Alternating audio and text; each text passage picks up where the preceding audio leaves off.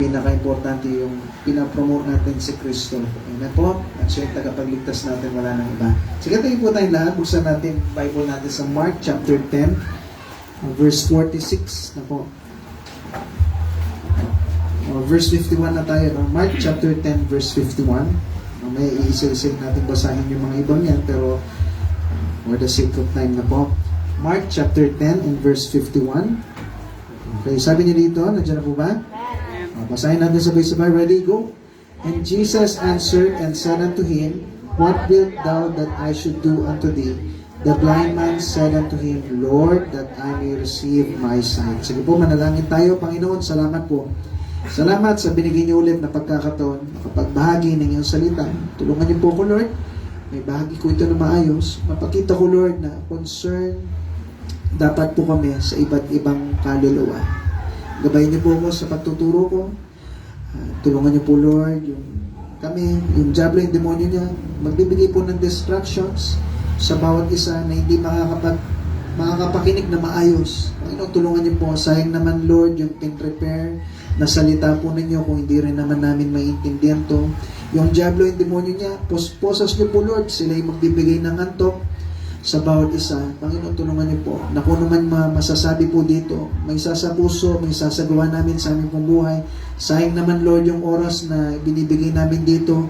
Kung uuwi kami, wala naman kaming binaon na inyong salita. Kaya Panginoon, tulungan niyo po. Buksan niyo po yung puso at isipan namin na maintindihan po ito na maayos. Lahat yung dinadalain ko sa ligilang pangalan, sa pangalan ni Jesus. Amen. Okay, so sabi niya po dito, sige, tayo po tayo. No? Pag-usapan po natin si blind Bartimaeus, no po. Blind Bartimaeus o yung bulag na si Bartimaeus, no po.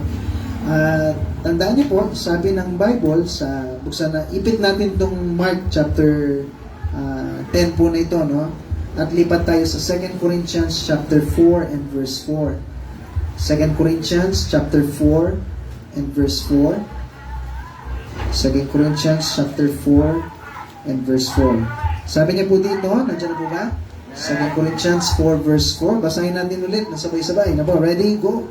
In whom the God of this world hath blinded the minds of them which believe not, lest the light of the glorious gospel of Christ, who is the image of God, should shine unto them. Tandaan niyo po yung mundong ito, yung Diyos ng mundo. Tingnan niyo yung letter G diyan sa Bible. Maliit.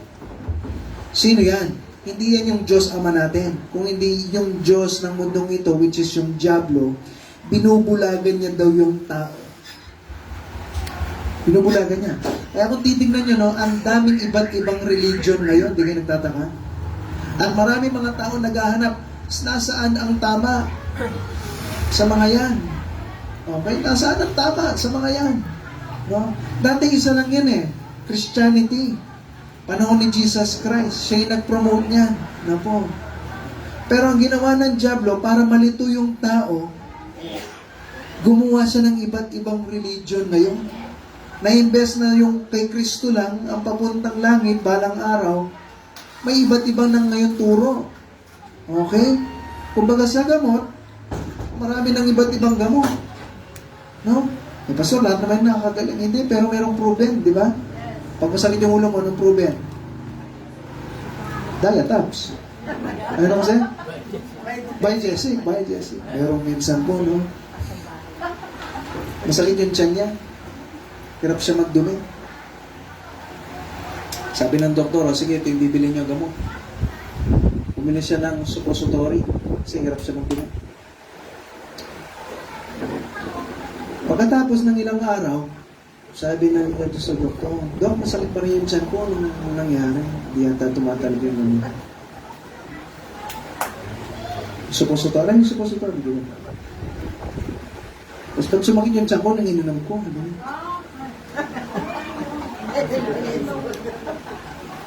Hindi naman ininom yun, di ba? Mali yung ginawa niya, kaya pala sumakit yung tiyan niya. Sabi ng doktor, ba't ininom mo? Diba? Maling instruction. Yung diablo, ganyan yung gagawin niya. Maling instruction ang bibigay niya sa'yo. Ang papuntang langit, sasabihin niya, pag ganitong religion ka, nagpabautismo ka sa amin, nagbigay ka ng abuloy, ganito, ganyan. Yan yung iba't ibang religion. Pinulag po ng diablo ang mga tao. Kaya hirap po sila na maniwala sa salita ng Panginoon. Kaya akala nila, kaya na nila sa sariling mabuting gawa ang papuntang langit, pero hindi na po. Okay, ganyan yung diablo. Kaya nga sa March 9, na po, magkakaroon tayo ng third faith promise giving natin. Nag-invite po ako ng 3 missionary, pero yung unang 2, sila muna yung makakapunta. Sa June yung isa, no po. Okay, pero sa lahat ng mga yon, gagawin natin, nagsusuporta tayo, kayo may mga picture dyan. Pwede kayo magbasa, may mga letter po dyan sa loob para malaman nyo kung ano yung mga nangyari. May mga pictures din po sila para makita nyo po, libreng magbasa po dyan, na po. Okay lang nabuksan nyo po yan, na po, kaya nilagay natin dyan para kung gusto nyo basahin, mabasa nyo po. Ba't natin ginagawa yon? Kasi yung mga tao, marami na yung bulag sa salita ng Diyos. Na po. At ngayon, pag-usapan natin ang isang bulag na ito. Ang pangalan niya ay si Bartimaeus. Na po. Okay, buksan natin ulit sa Mark chapter 10. Yung inipit nyo, bukas nyo po ulit dyan.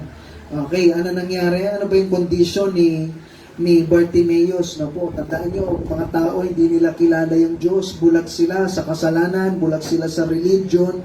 Na po, at katulad ni Bartimaeus, kailangan nila ng pag-asa. Kailangan nila si Kristo. Na po. At number 1, ano nangyari kay Bartimaeus? Ano yung condition niya? Letter A, bulag siya. Sabi niya sa verse 46 ng Mark chapter 10. And they came to Jericho, and as he went out of Jericho with his disciples and a great number of people, blind Bartimaeus, the son of Timaeus, no po, sat by the highway side begging, no po. So nakaupo ngayon, imagine mo, may bulag, no po, nakaupo sa isang gilid, humihingi ng pera, no. Siyempre, paano siya magtatrabaho? Bulag. At lahat ng mga trabaho nung unang panahon is puro labor lang. Puro labor. Wala namang internet nun. Wala namang work from home. Puro labor. Hard labor lahat ng trabaho. Puro construction yan. Nagtitinda. Ganito ganyan. Puro ganun lang. So pag bulag ka, kawawa ka. Paano ka magtitinda? Paano ka magka-construction? Walang online, ano tawag dito? Online work. Walang mga ganun. So, ang pinaka-solusyon lang para ma-provide pangangailangan niya, malimos. Opo. At sa verse 47, ano nangyari po? And when he heard that it was Jesus of Nazareth, he began to cry out and say, Jesus, thou son of David, have mercy on me. So, nung nalaman niya si Jesus, kasi sikat si Jesus, nagpapagaling. O kung ikaw yung bulag, ano gagawin mo? Gusto mo gumaling. Ano po? So, ano nangyari? Nung nalaman niya si Jesus, hindi niya nakikita si Jesus, dadaan daw si Jesus. Nung narinig na niya na dadaan si Jesus, at nung malapit na si Jesus, anong ginawa niya po? Sumigaw siya, sabi niya, Jesus, Jesus, anak ni David, maawa kayo sa akin. Okay? Maawa po kayo sa akin. Okay? Pero ano nangyari? Ano yung condition niya? Bulag na nga. At pangalawa, walang may gusto sa kanya. Opo.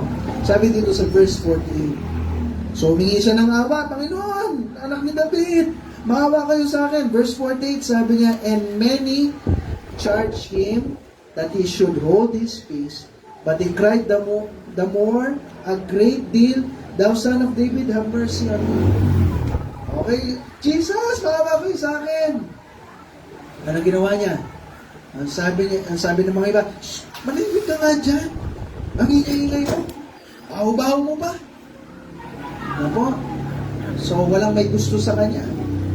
Okay? Pulubi ka lang. Ang ingay-ingay mo pa. Pero anong ginawa niya po? Tingnan niyo ulit natin. But he, doon sa gitna po, cried na, tapos the more pa, no? A great deal. Talagang nung sabi, manimik ka nga. Hindi ka, Jesus! Lalo siyang sumigaw, no? At humingi ng awa. Kahit sinasabi niya, manimik ka na. No po. So, anong pwede makita po natin dito? Maraming mga ibang tao, no? Walang concern sa iba't ibang mga tao. Manahimik ka nga dyan, sino ka ba? No, storbo ka. No? Tandaan niyo po, kailangan nila si Jesus. Katulad ng kailangan mo din si Jesus. Ano po? Minsan meron tayong tayo mga Pilipino, minsan meron tayo yung tinatawag na yung panlalait din eh. Ano? Minsan mapanlait yung Pilipino. Sa parot yung ilungi. Sa parot siya. Mabantod siya. Mabikinikili. Di ba po? Mapanglait minsan. Di ba po? Ganyan po tayo. Pero tandaan nyo, kailangan ng mga tao si Kristo. Lalo-lalo na kung maitim yan eh. Dulok. Diba? Ganun pa po eh. Diba po? Kung maitim, kaya nga binibiro ko yung mga young people nung napakilala ko ng yung isang missionary eh. No? Kaya pag sinasabi sa inyo, maitim ka, tabi ka sa kanya.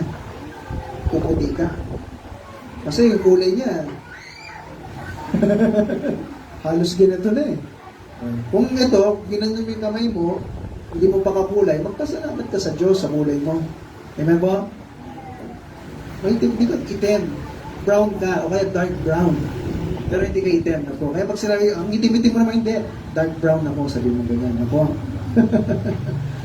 Pero alam niyo po yun, minsan tayo mapanglayan. Sana wag.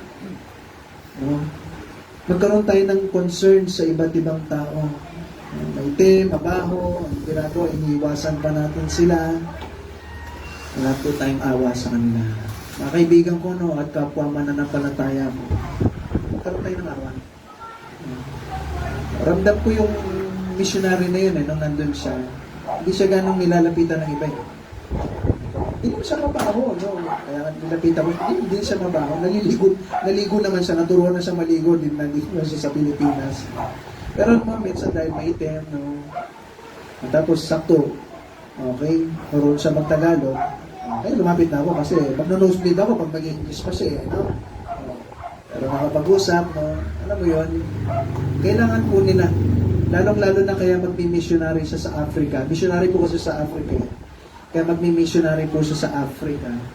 Kasi maraming mga Afrikano na hindi nila kilala yung Diyos. Ang sinasamba nila, Diyos ng baka, Diyos ng tubig, Diyos ng mga buhaya. No? Isa sa ginagawa po nila doon is iaalay nila yung anak nila. Okay? Para yung Diyos na buhaya ay hindi sila patayin o hindi pumunta doon sa village nila, mismong anak nila o tatapon nila sa ilog at kakainin ng mga buhaya. Imagine niyo po yun, no? Ulag yung mga tao. At kailangan nila si Kristo. Amen po? Sino magkakaroon ng awa sa kanila? Wala. Tayo lang po, mga Kristiyano. Ikaw, alam mo paano makapunta ng langit. Kailangan na meron tayong may padala.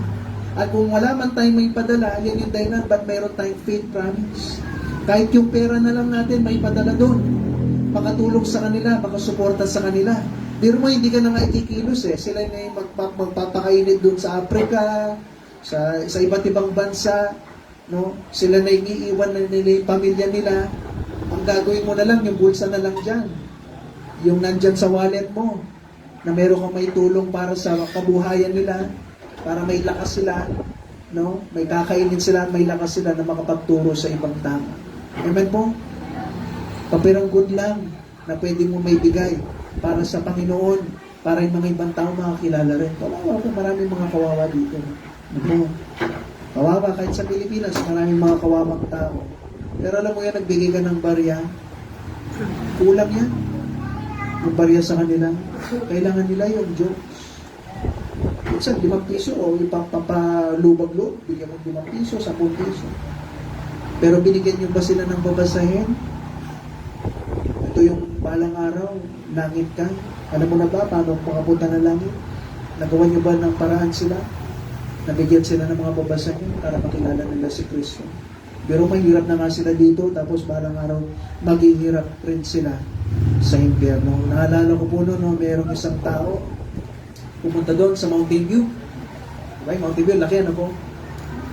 Alam na alam mong pulubi lang siya. Pero, ibang klase pulubi ito. First time kumakita ng pulubi. Pumunta siya doon sa church, talagang demanding pa. Nandiyan ba sila nyo? Diba? Kita mo, gusgusin, ang dumi niya, tapos maruming damit, maruming pa, maruming kuko, maruming lahat. Tapos mabaho.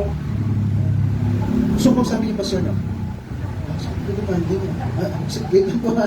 Tawagin ko lang po yung pastor namin. Sabi niya. Tapos meron siyang prospect form, kamukha ng pinigil natin kaya ng nasulat na siya. Hindi ko alam paano niya nakuha yun, pero meron siyang tapos sabi niya, pwede pa po dito? Sige po, pumuha niyo. Kasi po, sige po, pumuha niyo. Okay, tapos sakto, wala yata yung pastor na. Nakalimutan ko na nangyari. Pero napaka-demanding niya. At nung umupo siya, talagang nakadi-4 pang gano'n, no? Tapos, may tubig ba kayo? Okay. Opo, sige po, wait lang po. Kuha akong tubig. Kuha akong tubig. Wala ba kayong malamig? Talagang napaka-demanding, no? Kung papairalin mo lang po yung, alam mo yan, yung pride mo sa sarili mo, no? Sino ka ba? Diba po? Sino ka ba? Okay? Dumi-dumi mo lang. Pero alam mo yun, mapapaisip sa iyo ng Diyos. Itong taong to, pinapakita sa akin ng Diyos na may prospect form siya. Ibig sabihin, isa siya sa prospect. Isa siya sa kailangan na makakilala sa Panginoon. Minsan, yung mga tao, no, iba't ibang ugali, no, sabihin na natin, hindi man siya mahirap, no, pero nakakainis sila. No, ang pangit ng ugali, no, ang yayabang, no, minsan meron ako usap, nandun si Sian, hindi ko na sasabihin kung sino, no. Ganyan kayo, wala kayong mga modo, hindi ko kasi nakita.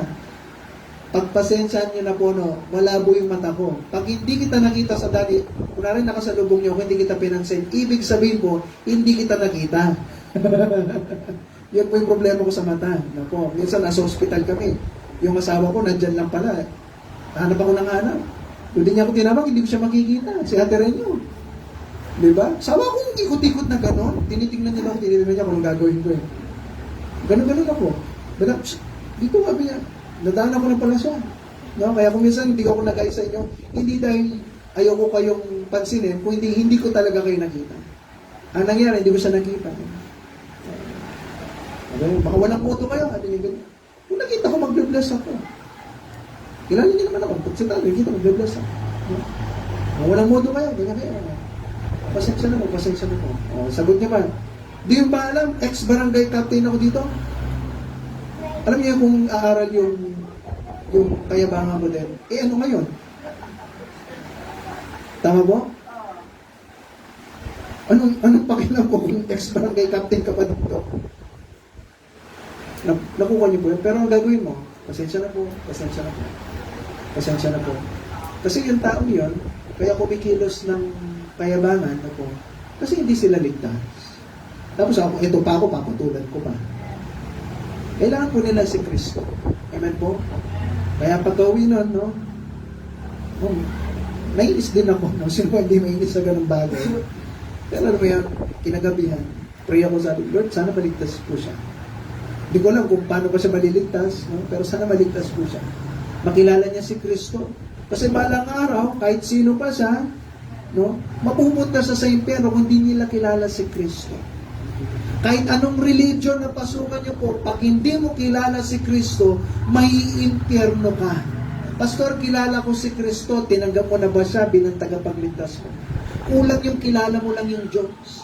Pag tayong lahat dito, sinabi natin, sige, punta tayo kay Bongbong Marcos, total, kilala naman natin siya, makitulog tayo dito, sa kanila, sa bahay nila, papamasukin kaya tayo?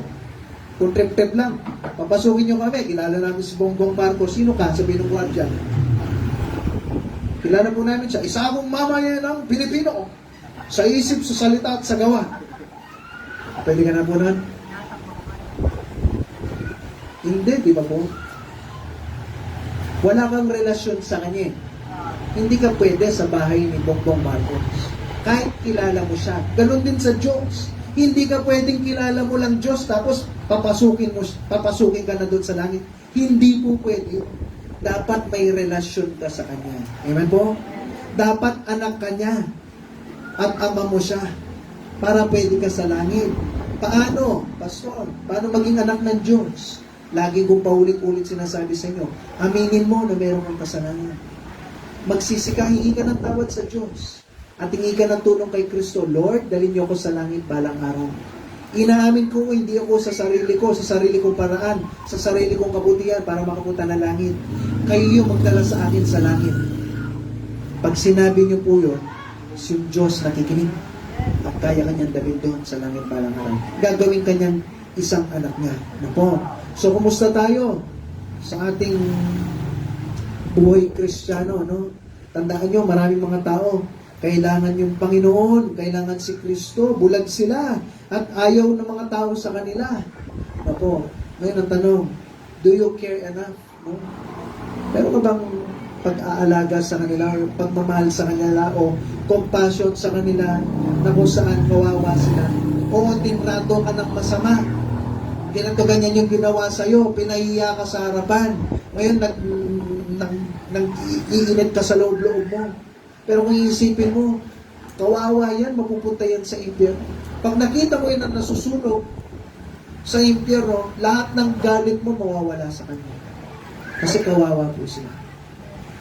Nakita na ba kayo ng tao na yung kawawa sa daan? Meron pa bang titik dyan sa puso mo na naawa ka talaga sa kanila? Ano? Paano pa kaya pag napunta yan sa impyerno? Mas kawawa po sila. Tuloy po natin, number 2. Alis na po tayo. Jesus compassion. Ano nangyari po? So, humingi siya ng tulong kay Jesus. Lord, maawa ka sa akin. At sa verse 49, anong sabi po? And Jesus stood still. Ano po? Huminto si Jesus. Para saan? Para hintayin. Ano po? Yung taong bulag na ito. Minsan no, masyado tayong impatient o hindi ka kulang tayo ng pagpapasensya sa ibang tao. Pag binahagi na mo ng Bible, hindi siya nakinig, paala na siya sa buhay niya. No?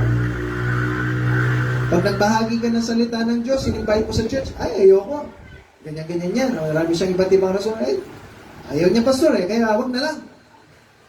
Naku, kulang tayo sa pagpapasensya sa kanila. Okay? Okay? At sa iba't ibang bagay, kulang tayo ng pagpapasensya. Guilty. Lalo na pag traffic. Ano ba yun? Gusto kong isaksak. Gusto kong bagay na bagal-bagal.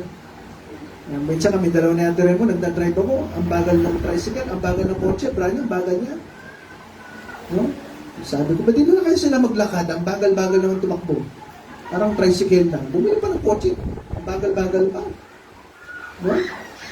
Alam mo yun, kulang tayo sa pagpapasensya. Ako, kasi nabuhay tayo sa mga buhay ng instant noodles, instant lahat. No, minsan may nagbigay po sa amin, meron pala na instant mashed potato. Nakita na po kayo, no? Instant mashed potato. Nakapack lang siya, galing Amerika, binigyan ka na. Lalagyan mo lang, bubuhos mo dun sa kaserola, lalagyan mo ng tubig na mainit, lagyan mo ng konting gatas, haluin mo. Mashed potato siya kagad. Pag tinigman mo, mashed potato. Meron pa lang gano'n, instant mashed potato. Hindi ka na magdudurog. Di ba? Ang hirap durugin mo. Papakulo mo, tapos dudurugin mo bago mag-mashed potato. Meron pa lang instant na gano'n. Dahil nabuhay tayo sa instant, no? Puro mabilisan, kaya kulang po tayo sa pagpapasensya. Pati yung kaligtasan, gusto mo, pag binagi na mo ng Bible, boom! Tatanggapin niya kagad si Kristo at langit na siya balang araw, mag-church siya kagad. Yan yung ini-expect ko eh. Pero meron tayong expectation versus reality. No po? Kahit bahagi ka ng Bible sa kanila, minsan, ayaw po nila. Si Jesus ngayon, busy siya. May mga dapat siyang gawin, pero nung humingi ng tulong yung bulan, puminto siya sa ginagawa niya. O ikaw, kumusta tayo? Nagiging mapagpasensya ka. Pangalawa, Jesus called the blind man. Anong nangyari po sa verse 49? And Jesus stood still and commanded him to be called. And they called the blind man, saying, Be of good comfort, rise and call it day. No? Tandaan niyo po si Jesus, gusto niya lahat baligtas. Hindi siya namimili ng tao. May mga nagsasabi, pinili lang ng Diyos. Ang pupunta sa langit, hindi. Kahit sino ka. No po? Tayo lang po yung namimili ng tao minsan eh. Pag pogi, pumunta sa church, hi! Pero pag pangit, ha? Ay. Pag maganda, di ba? Pag kumanon siya, talagang yung tumitigil yung mundo mo, yun naman rin. Ha? Pero pag pangit, di pinapansin. Pag amoy galing siya sa World War II, amoy mandirigma, di mo tatabihan o ano. Eh kung may timpa, yan na. Wala na. Di ba po? Minsan namimili po tayo ng tao. Black? Black? Ako? So may nakatabi ako nun, doon sa church. Alam mo na, yung lahat ng pressure nawala eh.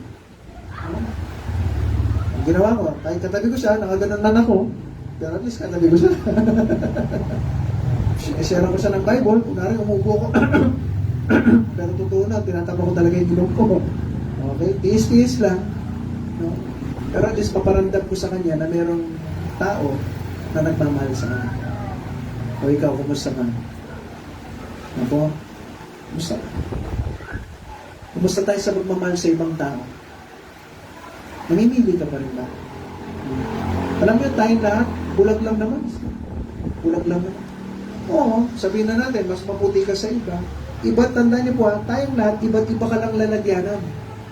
Pero pare-pareho lang tayong kaluluwa. May mataba, may maputi, may maite, may kulay dila, meron medyo parang, alam mo yun, iba't iba. May pango, may hindi pango, may maganda, may maiksing buhok, may mahabang buhok, may walang buhok. Iba't iba. Pero sa lahat ng bagay na yan, pare-pareho lang tayong may kaluluwa. Hindi ka mas importante kaysa sa iba. Maganda ako. Talagang, may love sa akin. Gwapo ako. No? Kaya mas importante ako kaysa sa kanya. Hindi. Mahirap man yan, mayaman man yan, kailangan po nila yung Panginoon. Amen po. At gusto ng Diyos, lahat maligtas. No? Tayo, no? Buti na lang tayo, hindi sumuko kaagad yung Diyos. Meron ba dito, yung minsan beses ka lang nabagi na ng Bible, tapos automatic, tinanggap mo agad si Kristo? Hindi. Dumating po tayo sa punto na paulit-ulit kang binibisita. Paulit-ulit kang bina-Bible study, paulit-ulit sinasabi sa iyo, si Kristo yung tagapagligtas. Minsan, inaayawan mo pa yan. Amen po? Hindi ka agad-agad. Pero salamat sa Panginoon. Kahit paulit-ulit tayong pinupuntahan, hindi siya nagsawang pinuntahan ka. Hindi siya nagsawang nagparamdam sa iyo, sa buhay mo. Paulit-ulit hanggang sa dumating sa punto, Lord, oo nga, kayo yung tagapagligtas, wala nang iba. Amen po? Si Jesus nga hinintay niya, hindi siya namili ng tao. And sana tayo din, hindi tayo dapat mamimili ng tao. Sa verse 15, pakibasa po. Ready, go. Casting away his garment, rose and came to Jesus. So ano yung pwede natin matutunan dyan? Iniwan niya daw yung damit niya, no? Yung bagay na inaasahan niya, at lumapit siya kay Jesus. Tandaan niyo po sa ating lahat, ang papuntang langit, huwag kang umasa dahil mabait ka, matulungin ka, o marami kang nagawang mabuti dito sa mundo.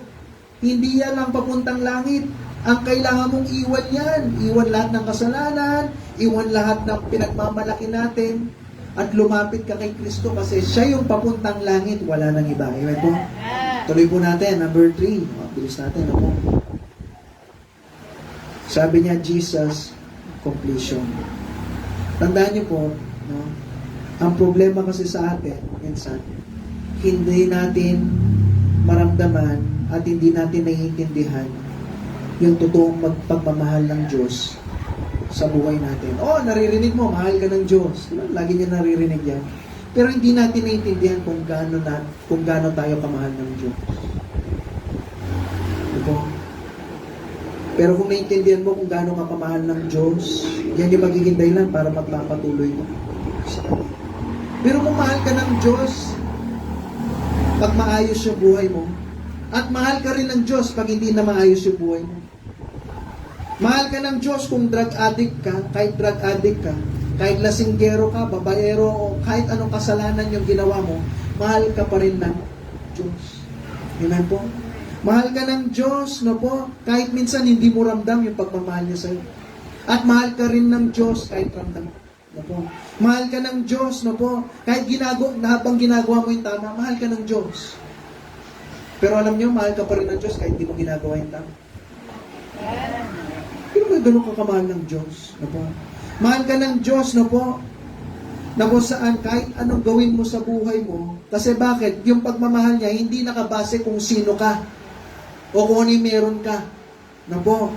Kung hindi nakabase, dahil ganun talaga siya, mapagmahal siyang Diyos. Amen po? Alam nyo, yung Diyos, no po, ganun kanya kamahal. No? Na kung saan, hindi niya kayang mabuhay nang wala ka. Sabi niya, hindi ko kaya mabuhay sa sarili ko, na ako lang.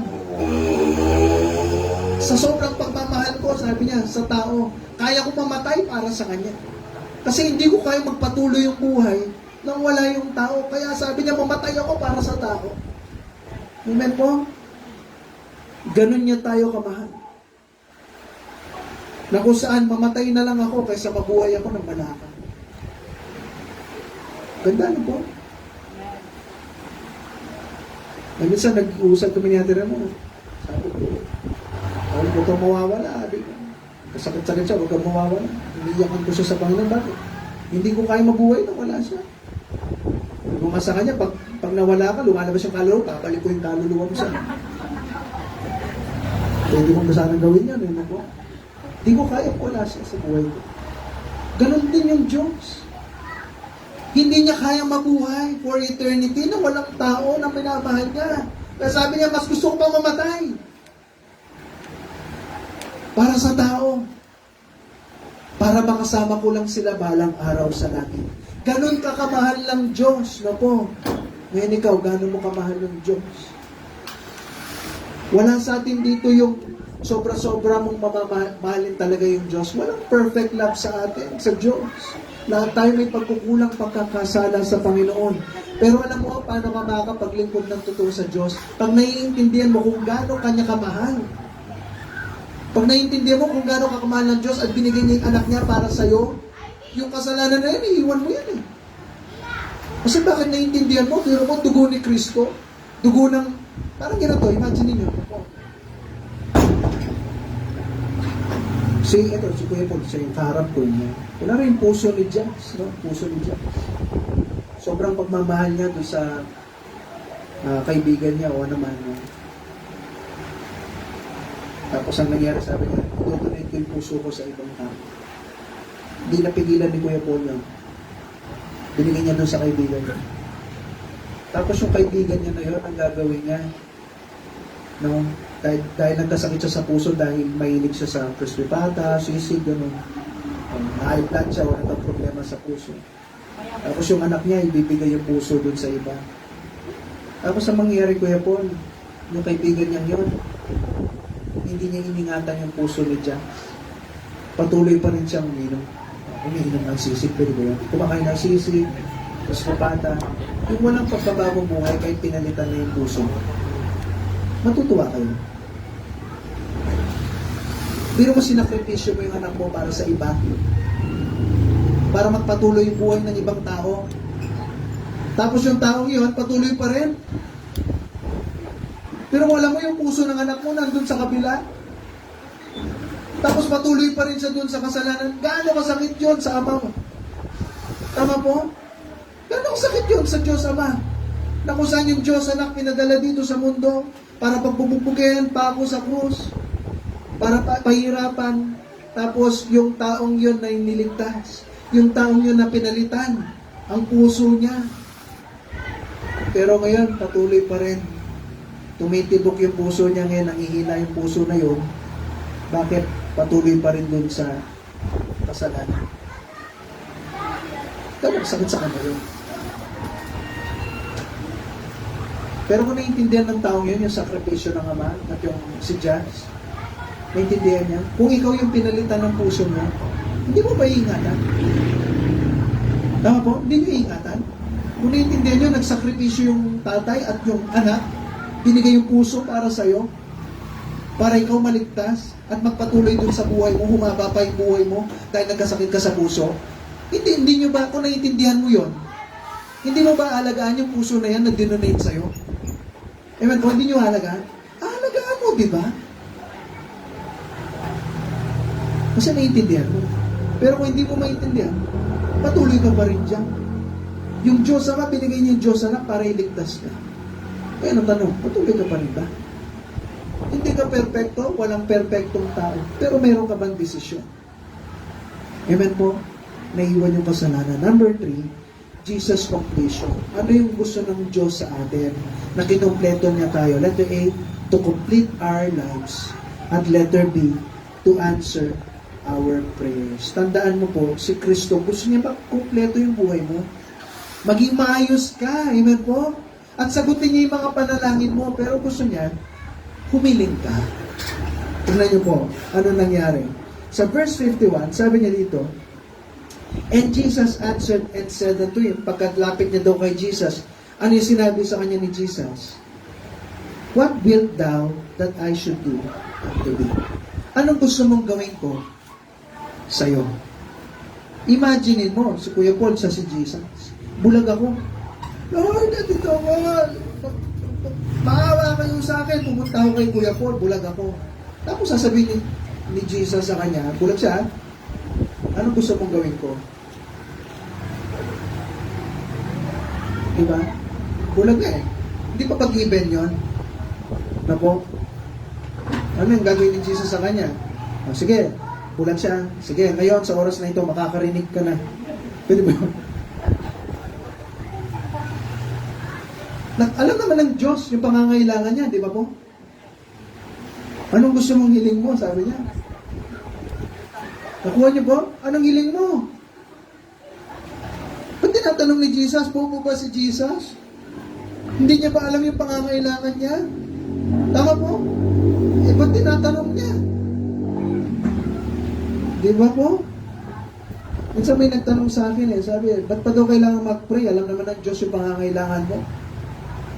Mukha no? Ba't tinatanong pa ni Jesus? Alam naman niya. Obvious ba yun? Yung bulan na, obvious ba Jesus? Hindi sinabi ano? Oh.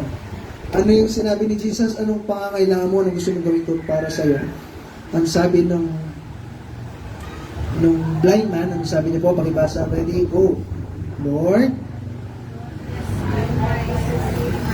ulit po, pakibasa. Ready, go. Lord, sabi niya, na makakita ako. Okay. Ngayon, bakit si Jesus humingi ng, alam mo yun, nagtatanong pa? Kasi gusto ni Jesus na maging specific ka sa pangangailangan mo. Ano yung pangangailangan mo? Gusto niya na specific mong hilingin sa kanya. Kasi bakit? Kasi si Jesus, hindi siya genie. Pag kinaskas mo yung Bible mo, Lord, tapos biglang, nandiyan na. Hindi po siya ganun. Gusto niya, dahil ama mo siya, magkaroon ka ng relasyon sa kanya. Ayun ba, gusto niya nakikipag-usap yung anak niyo sa inyo? Tama? Kasi doon lang kayo magkakaroon ng relasyon. Sa Taiwan, yung nakakalungkot na po, kinuwento ni Pastor JR. Sa Taiwan, ang ginagawa daw ng magulang, pag kinder yung bata, dahil busy sila sa work, gigising ng umaga, yung batang ganyan, dadalhin sa school, iiwan doon. So, buong maghapon hanggang papuntang gabi, nandun lang yung bata. Alagaan ng mga tao doon. Babayaran nila yung tao, tuturuan sa school, doon na patutulog, doon na papakainin, doon na lahat. At gabi, susunduin. Pag sundo, tulog na yung bata, hihiga na lang sa kama. At kinabukasan, gigising ulit yung bata, papaliguan, dadalhin ulit sa school. Kaya yung mga tao daw doon, wala talaga silang close relationship sa magulang nila. Gusto ko pang ganon sa Diyos? Ako, kaya minsan hindi mo ramdam yung Diyos kasi wala kang close relationship sa Kanya. No? Hindi ka talaga nagpe-pray, hindi ka nakikipag-usap talaga sa Diyos. Kaya hindi mo ramdam yung Diyos sa buhay mo. Para walang Diyos. No? Kaya ka nakakuha ng pera, nagtatrabaho ka. Kaya na-provide. No? Ano walang Diyos? Kasi bakit? Hindi ka nakikipag-usap. Kaya ang gusto ng Diyos, specific ka mag-pray. No? Naalala ko noon, nung nagkaroon tayo ng prayer time, yung round the clock, ang nangyari, sinulat natin lahat ng hiling. Kung automatic, pag-pray mo, Lord, tulungan niyo po na lahat ng mga panalangin na ito, sagutin niyo po. In Jesus' name, Amen. Tapos kagad yung panalangin mo yun. Pero kung iniisa-isa mo yun, iniisa-isa ko yun, umaabot tayo ng 1 oras. Tama? Kasi bakit? Inisa-isa mo eh. Specific. Meron kang time ngayon na makipag-usap sa Panginoon. Ganun ka ba? Ganun ba ako? No? Tandaan niyo po, sabi ng Matthew, buksan po natin ito, Matthew 7, verse 7. Ito natin sabi tayo. Usok konti, pabalik. Matthew 7 and verse 7. Sabi niya dito, ask and it shall be given you. Yun mo, sabi lang ng Diyos, hiling ka, ibibigay sa'yo. Seek and ye shall find. Hanapin mo, makikita mo. Sabi, knock and it shall be open unto you. Pumatok ka sa Panginoon, no? Pagbubuksan ka niya. Tandaan niyo po, pag ikaw, hinanap mo yung Panginoon talaga sa buhay mo, may mga hiling ka, no? Na kahit imposible, kaya niyang ibigay. Kung totoo ka sa Diyos. Yung Diyos, hindi naman siya madamot, eh. Kung totoo ka naglilingkod sa Diyos, kahit imposibleng bagay, kaya niyang tuparin. Kung totoo ka na naglilingkod sa Diyos. Ano po? Tandaan niyo po, no?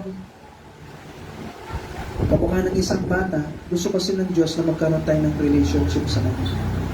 Kaya nga sa tinanong sa akin nun, sisiya lang ng tanong, bakit pa ito kailangan mag-pray? Kasi alam naman ng Diyos lahat ng pangangailangan. Parang ganito sabi ko sa kanya, yung anak ko, si KK, mahal ko yan.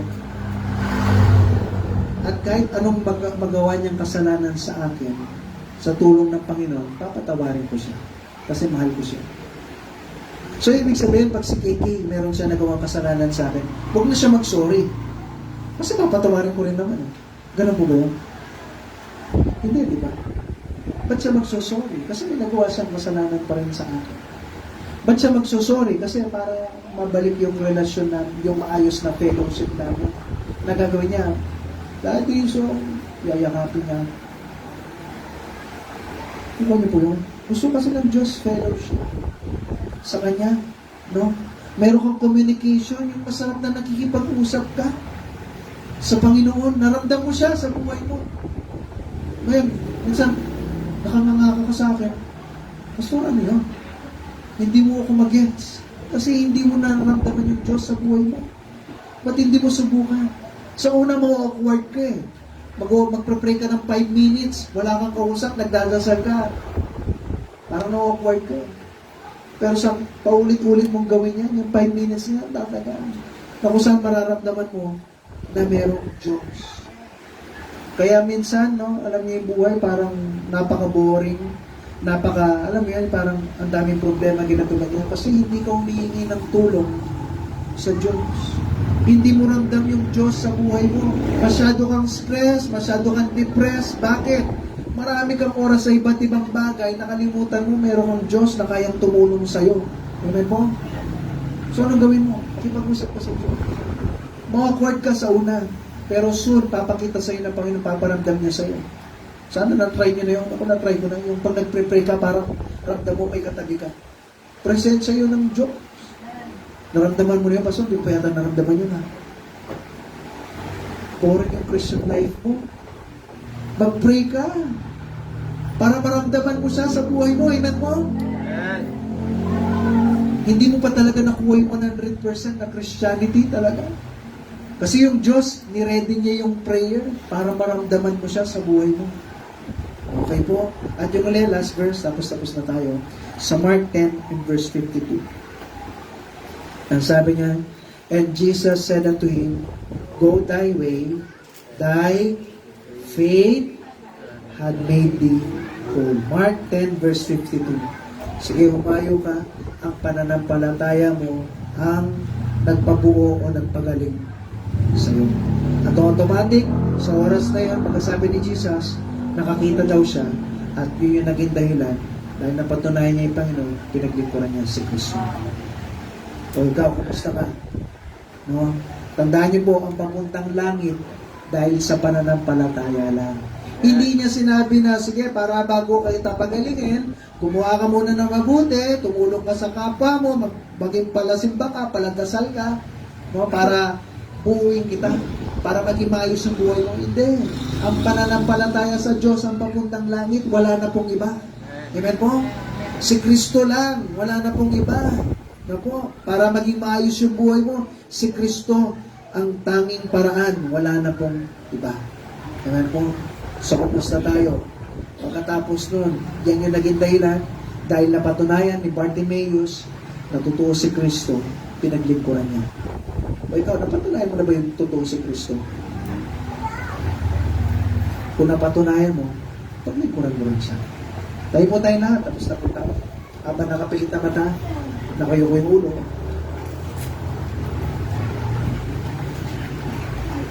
Basta po tayo, pinapatugtog ng ating invitation song. Ano yung natutunan natin kay Bartimaeus? Maraming mga tao na bulag sa kasalanan. Bulag po sila. Ang tanging magbibigay lang ng awa po sa kanila at habag po sa kanila, si Kristo lang, wala na pang iba. Kumusta po ba tayo? May habag ka ba? May awa ka ba sa ibang tao? Kita ang pulubi, no? Tama yun, bigyan mo sila ng pagkain. Pero minsan, gandun lang tayo. Binahaginan mo ba sila? Binigyan mo ba sila? Kahit libreng babasahin lang. At nabahagi mo sa kanila si Kristo yung tagapagligtas. Kumusta po ba tayo? Meron ka ba bang awa at habag sa ibang tao? At isa pa, meron ka bang pagpapasensya sa ibang tao? Si Kristo, no? Hinintay niya. Paulit-ulit niya. Ano po, na tayo hinihintay bago ka maligtas. At yung muli, si Kristo, siya yung magkukumpleto sa'yo. May bagay ba na nagpapadepress sa'yo? May mga bagay ba na iba't ibang hinihiling ka sa buhay niyo po? Tandaan niyo po, merong Kristo na kayang punuin niya. Huwag ka masyadong focus sa pera. Alam mo ba, kung si Kristo at saka ikaw sapat na. Kasi bakit? Si Kristo kaya niyang provide yung mga pangangailangan mo. Para hindi ikaka-stress mo. Minsan marami lang tayong iba't ibang hiling na mga luho na lang. Minsan po. Ang pinaka-importante dito, si Kristo at ikaw, okay na. May lakas po tayo. Okay yung mga katawan natin. Buhay tayo. Oh, may mga nararamdaman ka sa pangatawan mo, pero okay ka naman po. Nakakatayo, nakakakaya, nakakalakad. Oh, minsan mahirap po maglakad sa mga adult natin, sa mga katanda natin, mga lolo-lola natin dito na po. Pero sa lahat ng bagay na yan, ang pagmamahal ng Diyos, binigay niya sa atin. Matuto po tayo magpasalamat sa Panginoon. At yung pinaka-importante, matuto tayo magpahagi sa ibang tao na si Kristo yung tagapagligtas kasi kawawa po sila. Pero mo, naghihirap na nga sila dito sa mundo, tapos balang araw, maghihirap pa sila sa impyerno. Kawawa po sila. So, ano gawin natin? Ibahagi natin sa iba't ibang tao. At hindi lang sa may hirap yan. Pati sa mga taong minsan may iinis ka. Sa mga taong nire-reject natin. O nire-reject tayo. Kailangan po nila si Kristo. Kailangan nila ng tagapagligtas. May awa pa po ba tayo sa ibang mga tao? Minsan may mga ano po yan, paninira sa atin, may mga ganito rin. Naalala niyo yung may galit dyan sa kapitbahay mo. Pero alam mo yun, yung nakakaawa. So gusto mo silang invite, siyempre, para ko sila invite, galit sila sa atin. Ang gagawa mo, manalangin na lang. At minsan ibigay tayo ng blocks dyan sa kanila. Pero alam niyo po yun, yung pagmamahal ng Diyos, sana huwag mawala sa atin. Ibahagi natin si Kristo sa kanila. Ikaw balang araw, pupunta ka na ng langit. Kawawa po sila. Lalong-lalo yung mga mahal natin sa buhay. Minsan nakakainis po, ayaw nila makinig. Pero huwag kang magsawa. Si Kristo nga naghintay eh. Ikaw maghintay ka din. Ipakita mo yung pagmamahal po sa kanila. And soon, yung bulan na yan, makakakita po yan. Kaya naman. Pero gano'ng kalalim yung pagtitiwala mo, pananampalataya mo sa Panginoon, na kaya po nilang magkaroon ng pagbabagong buhay. Sa pamamagitan ng pagbabahagi mo ng salita ng Diyos sa kanila at yung testimony mo po sa kanila. At kung meron dito na po, kung hindi ka pa sigurado palang araw langit, huwag po kayo mahiyang magtanong sa amin. Gusto po namin kayong lahat, sigurado kayo na langit yung pupuntahan yung parang araw. Kasi yun yung pinaka-importante. Langit po tayo.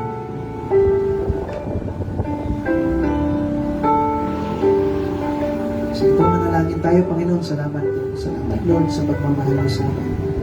Salamat sa lahat ng mga ginagawa niyo po sa buhay namin. Salamat, Lord, sa mga bisita na nandito po ngayon.